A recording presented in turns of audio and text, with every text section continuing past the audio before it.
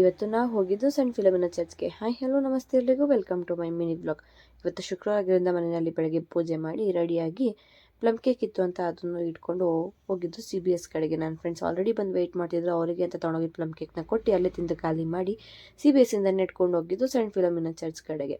ಅಲ್ಲಿ ಹೋಗಿ ಚರ್ಚ್ ಒಳಗಡೆ ಎಲ್ಲ ಫುಲ್ ಎಲ್ಲ ನೋಡಿಕೊಂಡು ಮತ್ತೆ ಹೊರಗಡೆ ಬಂದು ಮಾಮೂಲಿ ಫೋಟೋ ಸೆಷನ್ ಇದೇ ಇರುತ್ತಲ್ಲ, ಫೋಟೋ ಸೆಷನ್ ಫೋಟೋಸ್ಗಳೆಲ್ಲ ತೊಗೊಂಡು ಮುಗಿಸ್ಕೊಂಡು ಹೊರಗಡೆ ಹೋಗಿ 2-4 ಗೋಲಿ ಸೋಡಾ ಹೇಳ್ಕೊಂಡು ಅದನ್ನು ಸ್ವಲ್ಪ ಕುಡ್ಕೊಂಡು ಅಲ್ಲಿಂದ ಹೋಗಿದ್ದು ಡಾಲ್ಫಿನ್ ಕಡೆಗೆ.